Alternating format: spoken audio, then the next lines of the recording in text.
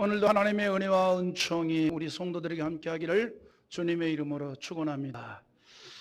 여러분, 어린아이들이 간혹 투정을 부릴 때가 있죠.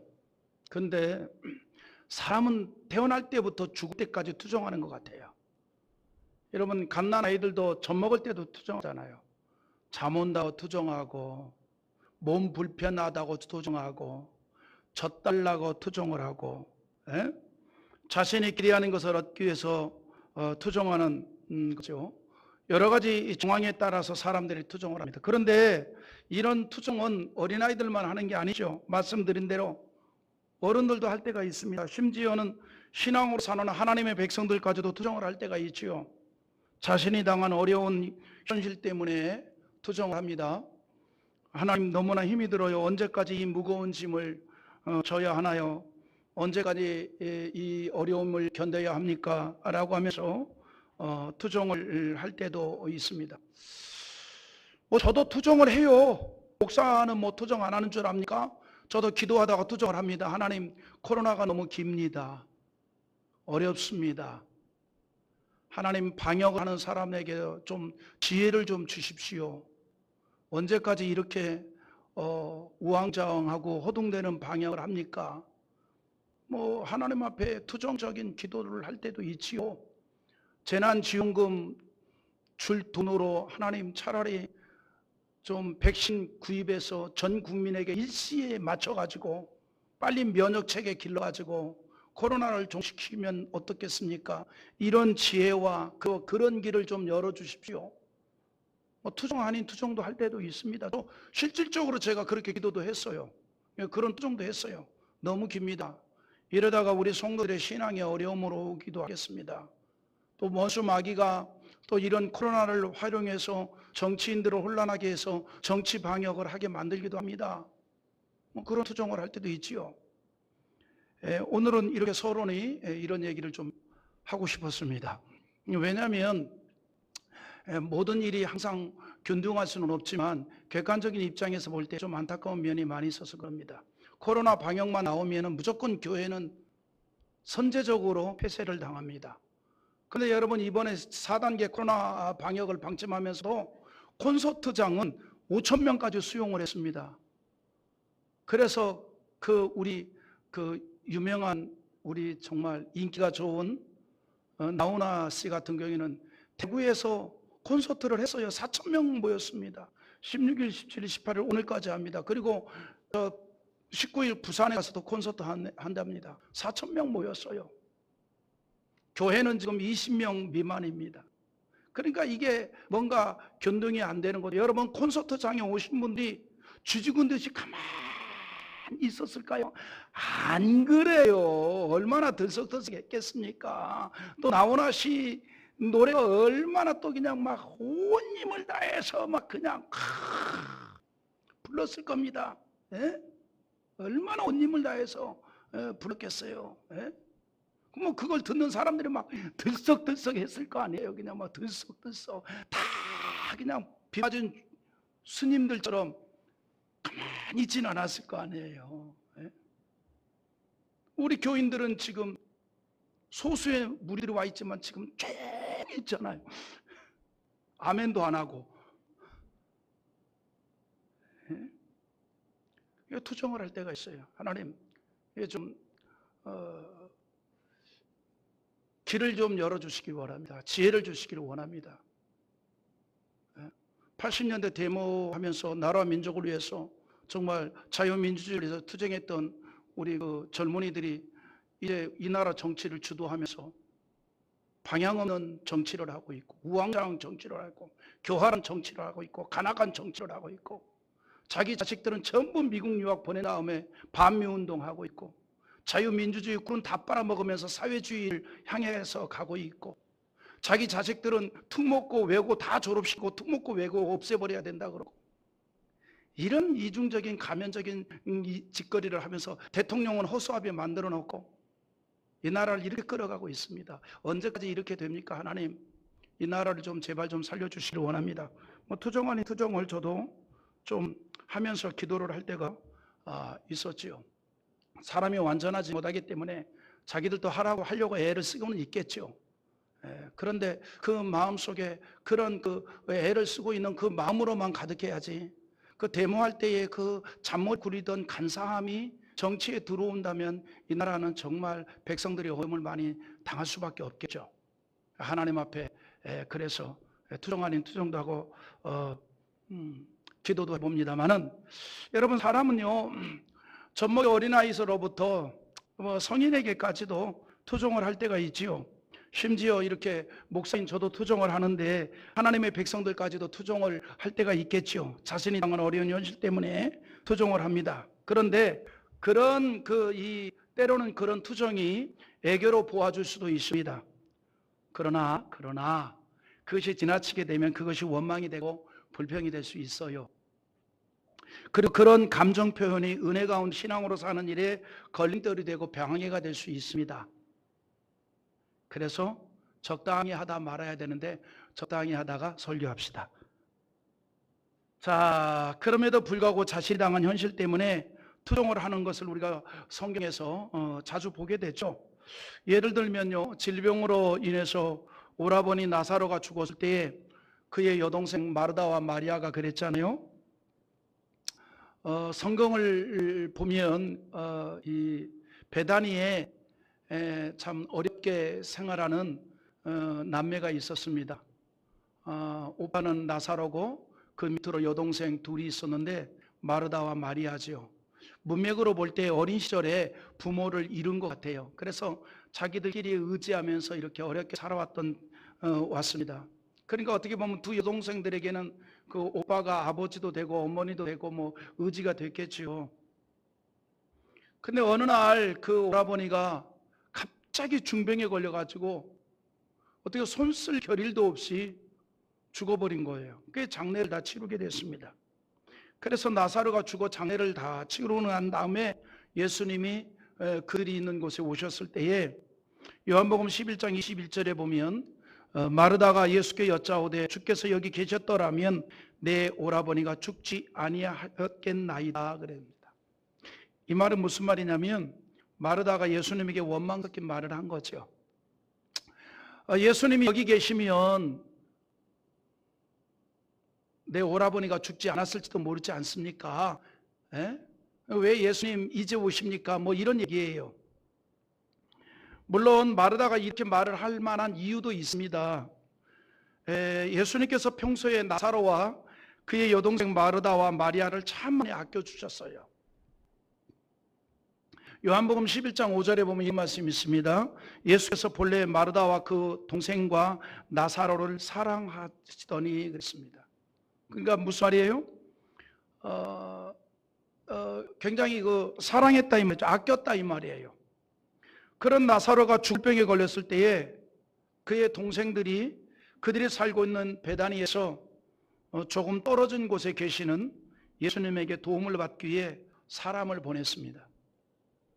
그런데 예수께서 그 소식을 듣고도 즉시 오지 아니하고 이틀 동안이나 그곳에 더 머물러 계셨어요. 그러니까 천천히 오신 거죠. 그리고 그런 사이에 나사로는 죽고 급히 장례까지 치러버렸습니다. 나사로의 동생들은 그래도 오라버니가 죽기 전에 예수님께서 오셔서 어떻게 해주시기를 원했던 거죠. 근데 예수님 오시기도 전에 죽고 장례까지 치렀습니다. 다 끝난 다음에 예수님이 오셨던 거죠. 그러니까 갑자기 원망이 되는 거예요. 누구에게? 예수님에게. 그래서 마르다도 투정을 했습니다. 선생님 여기 계셨으면 내 오라버니가 죽지 않았을지도 모르겠습니다. 마르다만 그런 게 아니에요. 마리아도 투정을 했어요. 요한복음 11장 32절에 보면요, 마리아가 예수 계신 곳에 가서 배웠고 그날 밭에 엎드려 이르되 주께서 여기 계셨더라면 내 오라버니가 죽지 아니하였겠나이다 하더라 그랬어요. 정말 예수님이 여기 계셨으면 안 죽을 겁니다 라는 믿음에서 한 말이 아니에요. 뭐냐? 투정을 한 거예요. 투정. 사람 심리가 묘하죠. 예? 무슨 예수님이 죽였습니까? 갑자기 질병에 걸려서 돌아가신 거예요. 그런데 지금 원망을 누구에게 하냐면 예수님에게 하는 거예요. 내가 이걸 읽고서요, 우리 교회는 뭐 없겠지만 믿음 없는 성도 같은 거 같은 거예요. 성도들이 시험 들고 그러면요, 누구 원망하는 줄 알아요? 목사님 원망해요. 목사님이 은혜가 없다, 목사님이 사랑이 없다, 목사님이 차가 없다, 목사님 설교가 은혜가 안 된다. 우리 교회는 없다고 했습니다. 있으면 할 수 없고, 자기를 못 보는 거죠. 원망을 해요. 혹시 방송 듣는 사람들에게 그런 마음 드는 사람이 있으면 미안해요. 원망 듣게 해서. 설교를 좀 더 은혜롭게 해야 되는데, 좀 사랑으로 해야 되는데, 사랑 없다 생각하는 사람 오세요. 제가 안아드릴게. 원망을 막 하는 거예요. 투정을 막 부리는 거죠. 그런데 중요한 게 있습니다. 뭐가 중요하냐면 마르다와 마리아는 이후에 일어날 일을 몰랐습니다. 이후에 어떤 일이 일어났습니까? 하나님의 영광을 위한 그 큰 계획을 몰랐던 거예요. 그래서 투정을 했습니다. 요한복음 11장 4절에 예수께서 들으시고 이르시되 이 병은 죽을 병이 아니라 하나님의 영광을 위하며 하나님의 아들이 이로 말미암아 영광을 받게 하려 함이라 하시더라. 아멘입니까? 우리가 이렇게 소수 앉아있지만 이렇게 귀한 말씀을 들어도 아멘을 잘 안 하잖아요. 이렇게 조용하게 예배 드린다니까. 그러니까 콘서트 5천 명이 아니라 교회도 예배를 그냥 드릴 수 있도록 해야 됩니다. 혹시라도 정부 관계자가 몰래 들어와서 얘기 듣는다면 꼭 관여하면 좋겠습니다. 이런 걸 가지고 자꾸 시비를 거니까 정치 방역이라는 소리를 듣는 거예요.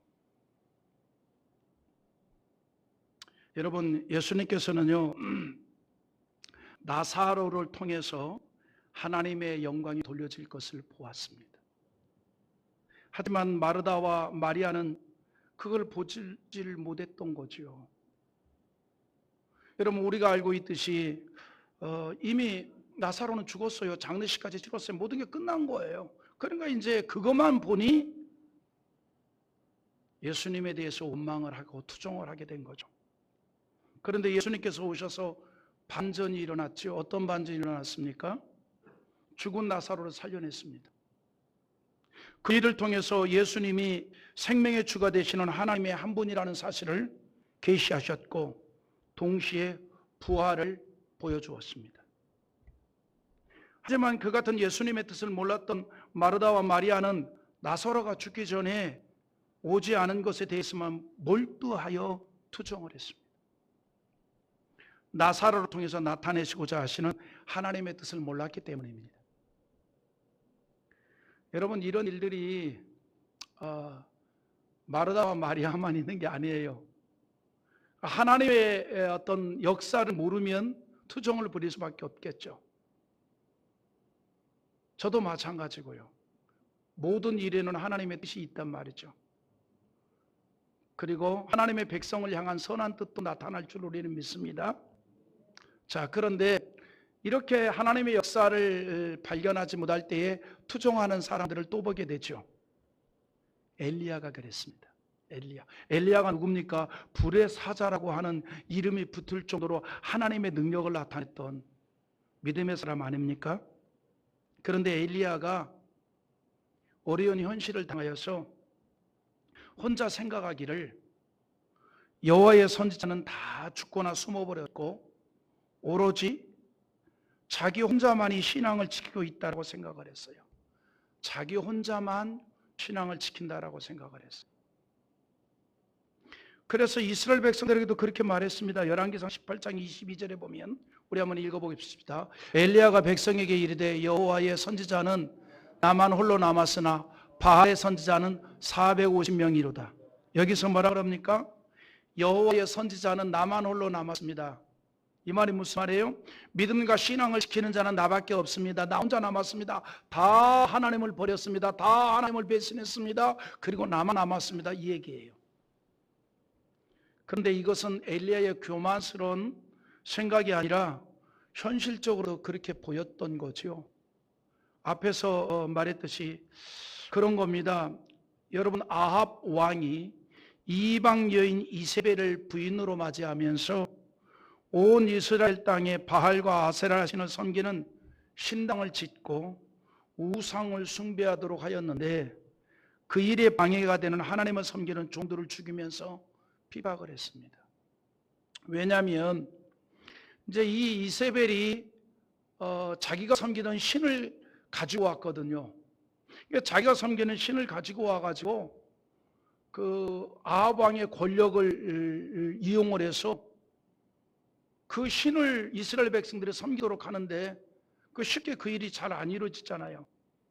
가만히 생각하니까 이스라엘 백성들을 이끌어가는 선지자들을 다 없애면 백성들이 하나님 섬기는 걸 포기하고 바알과 아세라 신을 섬길 것만 같아요. 그래서 여호와를 섬기는 선지자들을 왕의 명을 가지고 다 잡아들이고 죽이고 핍박을 하는 거죠. 그래서 이제 드러내놓고 여호와 하나님을 섬기지 못하게 만들었던 겁니다. 그리고 바알과 아세라 신을 섬기도록 했던 거죠. 뭘 가지고? 권력을 가지고 그렇게 했다 이 말이죠. 여러분, 그래서 권력을 가진 자가 어떤 생각을 갖느냐에 따라서 문화와 정서와 종교의 어떤 이 활동이 달라질 수가 있는 겁니다. 달라질 수가 있지요. 그렇게 되고 나니까 하나님에 대한 신앙을 이렇게 고백하고 나타내는 사람들이 이스라엘 땅에 안 보이는 거예요. 그래서 엘리야가 자신 외에는 여호와를 섬기는 자가 없다라고 생각을 했던 겁니다. 그래 하나님 앞에 투정을 했어요. 그것을 이스라엘 백성들에게만 말한 것이 아니라 하나님에게도 투정을 하면서 말하죠. 열왕기상 19장 10절에 보면 그런 말씀이 있습니다. 한번 읽어볼까요? 같이 봅니다. 그가 대답하되 내가 만군의 하나님 여호와께 열심히 유별하오니 이는 이스라엘 자손의 주의 언약을 버리고 주의 제단을 헐며 칼로 주의 선지자들을 죽였음이오며 오직 나만 남았거늘 그들이 내 생명을 찾아 뺏으려 하나이다. 아멘. 엘리야가 하나님 앞에 한 말입니다. 하나님, 주의 선지자들을 다 죽여버리는 상황에서 유독 나만 유별나서 나만 이렇게 혼자 하나님을 섬기는 자로 남았습니다. 이렇게 말한 거예요.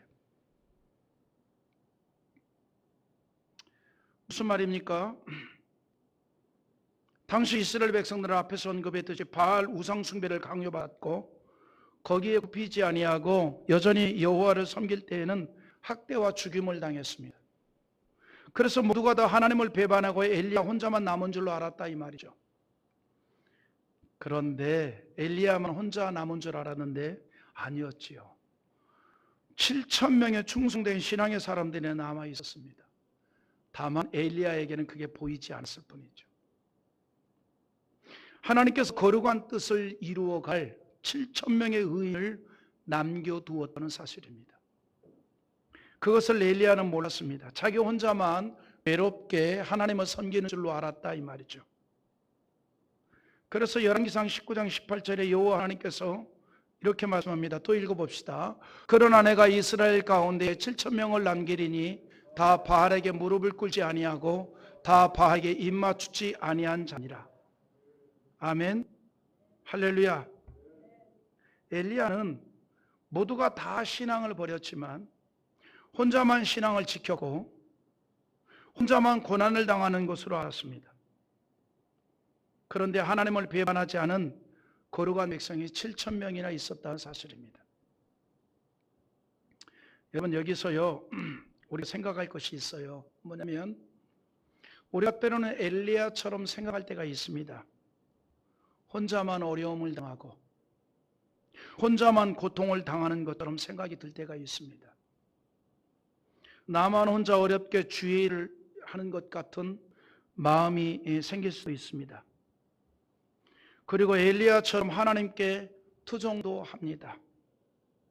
아마 그래서 하나님께서 복음성가를 작곡하고 작사하는 분에게 영감을 주어가지고 주님 손잡고 일어나세요라고 하는 복음성가를 만들게 한 것 같아요.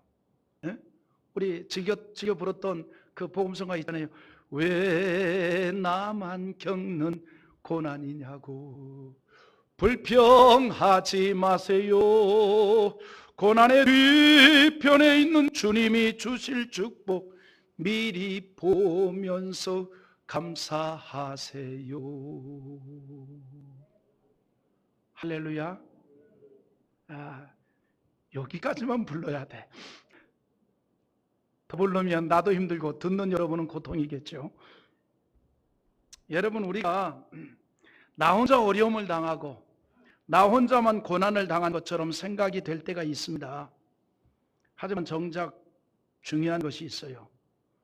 신앙으로 사는 우리에게는 고난 중에도 함께 하시는 하나님이 계신다는 거죠. 네? 그래서 우리가 더욱 믿음으로 살아야 하고 이 불신의 시대에 하나님의 백성으로 남은 자들이 되어야 한다는 겁니다. 하나님의 백성으로 남은 자가 되자는 거예요. 하나님께서는 아합 왕의 통치 시대에 엘리야와 함께 하신 하나님께서 7,000명의 거룩한 종들과 함께 하셨습니다. 그들이 이스라엘을 위해서 남겨진 거룩한 자들이었습니다. 그들이 바로 하나님의 뜻을 위해서 남은 자들입니다. 하나님을 배신하지 아니하고 남겨지는 그들 때문에 이스라엘이 하나님의 은총을 받았습니다. 그런데 여러분, 엘리야가 누굽니까? 갈멜산 제단에서 하나님이 내리신 불로서 바알의 선지자들을 상대로 하였던 영적 싸움에서 승리한 선지자 아닙니까? 그러나 이스라엘 백성들이 그것을 보고도 아합 왕이 두려워서 적극적으로 하나님을 찾지 않게 되자 낙심이 된 거예요. 낙심. 오늘 말씀은 바로 그 엘리야와 관련해서 바울이 복음을 전하면서 했던 메시지의 내용입니다. 바울 사도는 오늘 본문에서 그런 말을 해요. 하나님과 바알 우상신 사이에서 어정쩡한 상태로 있는 이스라엘을, 그리고 그들을 핍박하는 자들에 대해서 엘리야가 하나님께 고발하였다고 표현합니다. 하나님께 고발하였다. 사실 그렇죠. 우리 예수 믿는 사람들은 어려운 일을 당하면 누구한테 고발하면 됩니까? 하나님 앞에 고발하는 거죠. 하나님 앞에. 엘리야가 하나님 앞에 고발했다 이렇게 말해요. 그래서 오늘 본문 2절에 이런 말씀을 하죠. 한번 2절 한번 다 같이 한번 읽어보겠습니다. 하나님이 그 미리 아신 자기 백성을 버리지 아니하셨나니 너희가 성경이 엘리야를 가리켜 말한 것을 알지 못하느냐? 그가 이스라엘을 하나님께 고발하되, 이스라엘을 하나님께 고발했다 이 말이죠. 뭐를 고발했을까? 믿음을 배신한 걸 고발한 거예요. 아합 왕의 칼이 두려워가지고 하나님에 대한 신앙을 잃어버린 것을 고발했다 이 말이죠. 네? 그러면서 고발을 하면서 이렇게 고발을 했다 그래요. 3절 한번 읽어볼까요? 3절 시작. 주여, 그들이 주의 선지자들을 죽였으며 주의 제단들을 헐어버렸고 나만 남았는데 내 목숨도 찼나이다 하니. 자, 여기서 두드러진 단어가 있어요. 뭐라고 얘기하는 거 아니? 나만 남았습니다. 나만 남았습니다. 나만 이렇게 신앙을 지켰고, 나만 이렇게 고난을 당하고, 나만 이렇게 외롭게 하나님을 바라보고 있습니다. 그럽니다. 그리고 그것 때문에 엘리야가 낙심이 된 거예요. 엘리야는 자기 혼자만 마지막까지 남아서 목숨의 위협을 감수하면서까지 말씀을 전파하고 믿음을 지켰지만 그와 함께하는 자들이 없다는 걸로 인해서 낙심이 된 거예요. 그래서 하나님 앞에 투정을 한 겁니다. 다 하나님을 배신하고 나만 남았습니다. 나만 이렇게 어렵게, 나만 이렇게 고난 가운데 하나님을 향하고 있습니다. 이렇게 이야기하고 있는 거죠. 그러나 하나님의 은혜로 엘리야 외에 엄청나게 많은 사람들이 남아 있었다는 사실입니다. 혼자만 신앙을 지키고 있다라고 생각하였을 때에 하나님께서는 바알에게 무릎을 꿇지 아니한 7천 명을 남겨두었다는 거죠. 자, 4절 읽어봅시다. 그에게 하신 대답이 무엇이냐? 내가 나를 위하여 바알에게 무릎을 꿇지 아니한 사람 7천 명을 남겨두었다 하였으니, 바울이요, 왜 이 엘리야 이야기를 한 줄 알아요? 다른 거 아니에요. 복음 증거의 당위성을 말하기 위해서 이 엘리야 이야기를 한 겁니다. 그래서 우리도 이 말씀 속에서 복음 증거에 대한 큰 교훈을 얻게 됩니다. 무슨 말이냐면 우리는 어떤 상황에서도 복음을 증거해야 된다는 사실입니다. 우리가 현실을 들어보면 예수를 믿을 만한 사람이 아무도 없을 것만 같아도 이 땅에는 하나님의 백성으로 남을 자들이 있다는 거예요. 구원받을 자들이 있다는 겁니다. 은혜 받을 자들이 있다는 거예요. 신앙으로 살 자들이 있다는 겁니다. 그래서 우리가 복음을 증거해야 한다는 거예요. 예수가 구원이요 생명이라는 사실을 전해야 한다는 겁니다. 복음 증거의 당위성입니다. 그래서 5절에서도 그 얘기를 한 거예요. 그런즉 이와 같이 지금도 은혜로 택하심을 따라 남은 자가 있느니라. 엘리야 시대를 비유를 한 이유가 그겁니다. 엘리야 시대에 오직 엘리야 한 사람만이 신앙을 지킨 자로 남아있는 것 같았는데 그렇지 않았다는 거죠. 7천 명이나 되는 남은 자가 있었다는 거예요. 여러분, 이 원리는요, 우리 시대도 마찬가지입니다. 우리 시대에도 여전히 하나님의 백성으로 남을 자가 있어요. 여전히 구원을 받고 거룩한 생명길을 걸어갈 자가 있다 이 말입니다. 여전히 이 세상 끝나는 그날까지 하나님께서 선택한 하나님의 자녀가 있다는 거죠. 그 가운데 일찍 부름받아서 신앙으로 살아가는 자도 있고, 아직 부름받지 못해서 신앙으로 살아가지 못했지만 그러나 신앙으로 살아갈 자가 있다는 얘기입니다. 우리의 눈에는 보이지 않을지라도. 엘리야의 눈에는 안 보였어요. 그러나 하나님은 분명하게 말씀합니다. 너가 알지 못한 게 있구나. 7천 명이나 믿음을 배반하지 아니하고 신앙으로 살고 있는 자가 있단다, 이렇게 말해주고 있어요. 그러니까 우리의 눈에는 이제 예수 믿을 자가 없을 것만 같은 시대적인 상황이라 할지라도 그 속에 여전히 구원을 받을 자들이 있다는 얘기입니다. 그 속에 여전히 하나님의 백성으로 택함받은 자들이 있다는 거예요. 그래서 바울은 그 얘기를 합니다. 지금도 은혜로 택하심을 따라 남은 자가 있느니라.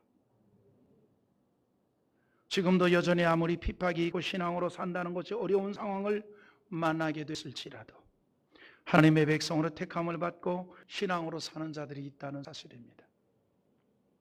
그들을 통해서 하나님의 은혜가 여전히 이 땅에 내려지게 되고 신앙이 계승이 된다는 사실입니다. 그리하여 비록 고난을 당하고 어려움이 있을지라도 결국은 승리하게 하시고 복을 받는 자가 되게 하십니다. 믿으면 아멘. 여러분, 갈멜산에서 하나님의 능력으로 승리했던 엘리야 선지자였지만 육신의 눈으로 현실을 볼 때는 투정과 원망의 소리가 나왔습니다. 그래서 하나님께서 믿음의 눈으로 보면 혼자가 아니라 7천이나 있다는 것을 볼 수 있느니라 라고 깨우쳐 주셨습니다. 우리도 마찬가지 아닙니까? 우리도 육신의 눈으로, 불신앙의 눈으로 현실을 보면 투정거리가 될 수 있고 원망이 되고 불평이 보일 수 있습니다. 그러나 믿음의 눈으로 보면 모든 것이 다 하나님의 은혜인 줄 믿습니다. 이것이 바로 하나님의 백성으로 남은 자의 신앙적인 모습입니다. 그리고 하나님의 백성으로 남은 자를 하나님께서는 반드시 그와 함께 하시고 그의 인생에 복을 주십니다. 힘든 상황에서도 평강의 복을 주시고 이 땅을 살아갈 때 물질적으로도 풍성한 복을 주신다는 사실입니다. 그러므로 시편 29편 11절에 여호와께서 자기 백성에게 힘을 주시며 여호와께서 자기 백성에게 평강의 복을 주시리로다 라고 하였습니다. 자기 백성에게 힘을 주시고 자기 백성에게 평강의 복을 주신다는 거예요. 또한 시편 78편 20절에서 보라 그가 반석을 쳐서 물을 내시니 시내가 넘쳤으나 그가 능히 떡도 주시며 자기 백성을 위하여 고기도 예비하시려 하였도다라고 하였습니다. 하나님께서는 어느 시대이든지 하나님의 백성으로 남은 신앙의 사람에게 영적인 힘을 주시고 폭풍 속에서도 평강하게 하시며 때를 따라 필요한 것을 공급해 주시기 위하여 때로는 반석에서 생수가 나게 하시는 기적으로 축복해 주신다는 사실입니다. 그래서 우리가 어떤 상황에서도 하나님의 백성으로 남은 자가 되고 오직 믿음으로 살아가는 신앙의 사람이 되기를 힘써야 합니다. 하나님께서 은혜를 주시어 폭풍 속에서도 평안하게 하시고 이 땅을 살아갈 때 우리의 삶을 풍성하게 하시는 그런 축복을 허락해 주실 줄 믿습니다.